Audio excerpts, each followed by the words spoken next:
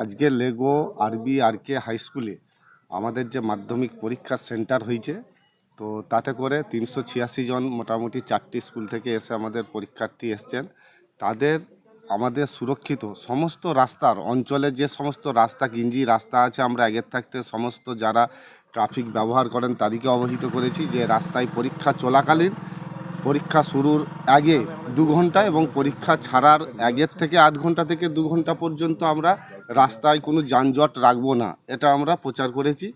এবং স্টুডেন্টসদের লেগে যারা পরীক্ষার্থী তারা স্কুলে আসার পর বিভিন্ন রকম সরকারি আমাদের নিয়ম আছে যে পার্সোনাল জলের বোতল রাখা যাবে না, সেই জন্য আমরা মানে ইউনিফর্ম জলের বোতল, সরকারি মান্যতাপ্রাপ্ত জলের বোতল দেওয়া হয়েছে। এবং টিফিন বাবদ আমরা বিস্কুট 1 প্যাকেট দিয়েছি, পেন দিয়েছি।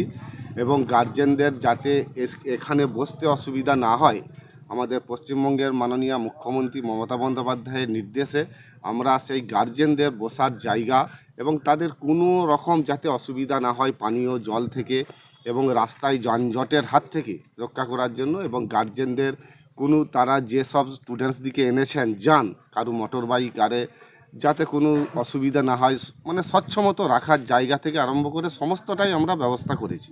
প্রশাসন সক্রিয় আছে। আমাদের পরীক্ষার আগের দিন থেকেই প্রশাসন, কতুলপুর পুলিশ প্রশাসন কালকে দেখছিলাম রাউন্ড দিচ্ছিলেন যে কোনো কিছু যানজট বা রাস্তা কোনো অবরোধ হয়ে আছে কিনা, কোনো কিছু যানের মাধ্যমে বা কোনো মেটেরিয়ালস রেখে সেসব ক্লিয়ার দেখাচ্ছেন। এবং আজকে স্বভাবতই আমি এখানে 8টার সময় এসে উপস্থিত হয়েছি। তার আগের থেকেই পুলিশ প্রশাসন সমস্ত চারদিকে রুট মার্চ থেকে শুরু করে পরীক্ষার্থীরা ঠিকমতো ঢুকছে কিনা, ঠিক নির্ধারিত সময়ে সিট পাচ্ছে কিনা, সমস্ত দিক পুলিশ প্রশাসন সজাগ আছে। এখনও পুলিশ প্রশাসন চারদিকে রাউন্ড দিচ্ছেন। আমরা যথেষ্ট সাহায্য পাচ্ছি পুলিশ প্রশাসনের কাছ থেকে। ঢুকতে দেওয়া হয়েছে স্বচ্ছ বোর্ড, যেটা বোর্ড ব্যবহার করে সেটাও স্বচ্ছ।